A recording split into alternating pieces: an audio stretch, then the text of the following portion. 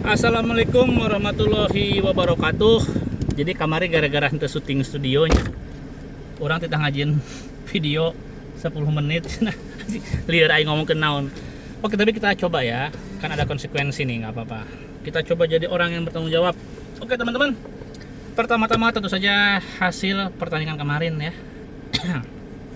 Lawan Bayangkara ya.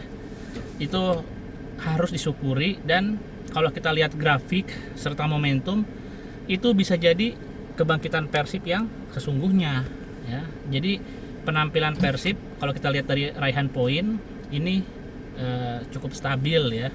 Nah, bagaimana dengan permainan? Dengan permainan walaupun dengan banyak catatan ini jauh menggembirakan juga gitu. Determinasi lalu juga chemistry para pemain ini udah kelihatan ya, karena kalau kita lihat beberapa set piece dan pola serangan itu mulai enak tuh ketika udah mentok atau agak buntu di sayap, itu ngembaliin ke tengahnya juga cepat. Begitupun sebaliknya ketika lawan punya gelandang bertahan yang punya kemampuan bagus ya buat marking ataupun main zona cukup rapat, itu bola cepat dikesayapin lagi dikasayapkeun deui ya, akhirnya muncul crossing dan golnya David da Silva kemarin itu memperlihatkan itu. Plus tentu saja ya, ini yang nggak bisa kita pungkiri bahwa ketergantungan dengan beberapa pemain khususnya di depan ya, Ciro Alves dan juga David da Silva sebagai penggedor itu nggak bisa kita pungkiri ya. Itu sampai tadi malam itu jelas kelihatan tuh. Dan tadi malam, kemarin lusa ya, itu jelas kelihatan. Dan menariknya nih, pemain-pemain yang punya skill individu bagus itu ketika permainan mulai buntu, rekan-rekannya itu nggak bisa punya kreasi, itu bisa mengakhiri dengan kemampuan individu yang bagus ya. Kayak golnya Ciro itu nggak semua pemain punya insting kayak gitu ya. Dia bisa memburu bola lalu dengan waktu sekian detik itu dia ngambil keputusan bagus gitu. Itulah pokoknya tentang Persibna eta ya. Nah, karena harus 10 menit ngomong ke nanti. Oh, kemarin sempat rame ya tentang isu tentang ada yang dipukulin tuh waktu lawan Persija ya di Stadion Patriot apa itu sih? Patriot ya, itulah berkembang narasi dan katanya bukan tukang cuanki. Sebetulnya walaupun bukan tukang cuanki kayak bener di Tenggelan Maya itu lah. Kemarin ada lagi tuh video viral, jadi ada ya nyebutnya naon kuli atau naon pekerja bangunan nyawa viral ya, pekerja bangunan disuruh ngebuka bajunya cina gara-gara bajunya itu berbau Persib ya, dan yang nyuruh ngebukanya itu adalah pendukung Persija cina. Nah, itu memang sempat rame dan disinilah ya. Jadi walaupun Jackmania yang melakukan atau pendukung Persija yang melakukan, di sisi lain juga apresiasi harus dilayangkan juga buat mereka, karena langsung muncul video klarifikasi, permintaan maaf, dan ini menunjukkan betapa solidnya garis komando dari atas. Kan saya coba telusuri ya, jadi setelah kejadian itu katanya langsung ada instruksi bahwa yang membuat gaduh itu harus tanggung jawab dan lain sebagainya gitu. Jadi walaupun ada istilah oknum, nah, tapi kalau di sebuah organisasi yang sehat, oknum itu bisa diminimalisir, dan kalau misalkan jelas orangnya itu bisa langsung bertanggung jawab gitu ya. Kalau lagi-lagi di Bandung kan oknum udah gitu, jadi oknum itu dijadikan instrumen untuk melarikan diri dari tanggung jawab ya.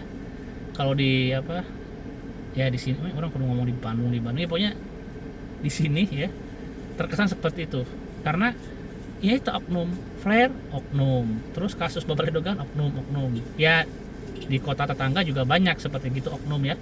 Cuma khusus kejadian kemarin harus apresiasi tuh, jadi ketika orangnya jelas maka bisa langsung ada tindakan minimal meredakan ya.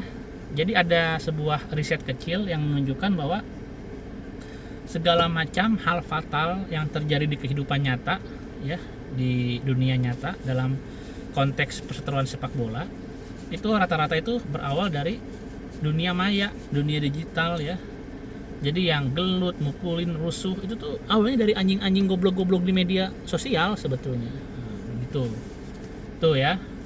Jadi itu ada klarifikasi tentang apa? Tentang yang video dibuka itu. Ya kita anggap selesai lah ya. Lawang orangnya udah ketahuan, lalu juga udah mengakui, udah bertemu juga dengan orang yang dikatakan jadi korbannya ya. Udah minta maaf dan nggak perlu diperpanjang ya. Nah, ya. Oh, ada statement ya, kayak ultimatum dari komunitas ya. Nah, aksi menepi ini menunggu jawaban manajemen sampai akhir putaran 1 cenah.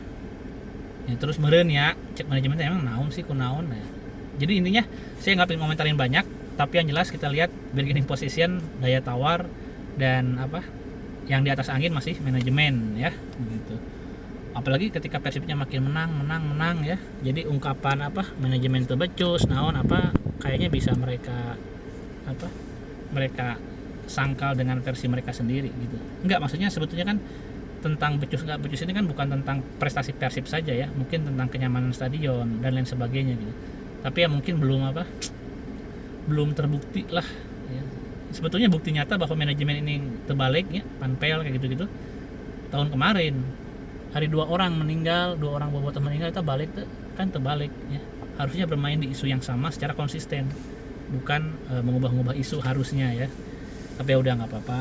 Kalau naon deui da can 10 menit itu kita ngomong 10 menit lo balaleur deh. Ezra Hah? 3 pertandingan. Oh, beratnya Ezra ya. Ezra bagus 3 pertandingan. Jadi Ezra ini sebetulnya tipikal pemain yang stylish ya.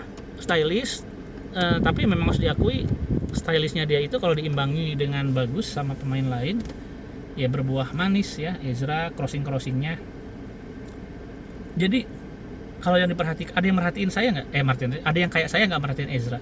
Ezra ini kadang-kadang ngelepas crossing ya dalam posisi bukan misalkan dia di kiri nih ya. Dia tuh crossing itu bukan menghadap kotak penalti atau apa. Dia ngebelakangin daerah lawan lalu ngelepas cross gitu. Jadi crossing itu bukan apa ya? Ada di kita mah ada istilah umpan tarik ya. Kalau umpan tarik itu dari pinggir di betot ke tengah gitu. Nah, Ezra tuh enggak. Dia itu kayak crossingnya itu naon ya? Naon sih? Orang jadi parhode istilah-istilah gitu. Jadi itu masih crossing itu di area paling luar kotak penalti ya. Maksudnya kotak penalti itu di luarnya iya, terus sebelum masuk daerah zona pertahanan lawan tuh. Jadi beberapa meter dari garis tengah ya. Ezra suka ngelepas-lepas bola, itu bagus. Itu kayak William Pluim ya. Kalau William Pluim mah mirip Carlos de Melo, ngelepas bola itu jitu akurat dengan pergerakan yang lamban. Nah, Ezra juga diperhatikan seperti itu sebetulnya.